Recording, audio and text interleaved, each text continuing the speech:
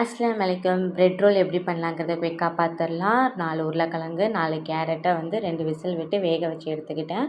உப்பு, மஞ்சத்தூள் சேர்த்து வேக வச்சு எடுத்துக்கிட்டேன். வெந்த உருளைக்கிழங்கையும் இதையும் ஸ்மாஷ் பண்ணி அது கூட வெங்காயம், பச்சை மிளகா, மஞ்சத்தூள், உப்பு, கறி மசாலா, சாட் மசாலா சேர்த்து வச்சுக்கிட்டேன். இப்போ பிரெட்டை நல்லா 4, 5 பல்ஸ் விட்டு எடுத்து நல்லா பிரெட் க்ரம் ஆக்கிட்டு அதை பொட்டேட்டோவோடு சேர்த்து நல்லா கையில் எண்ணெய் தடவி நல்லா அழுத்தம் கொடுத்து பிசைஞ்சு நல்லா ஒரு பெரிய உருண்டையாக ஆக்கிக்கணும்.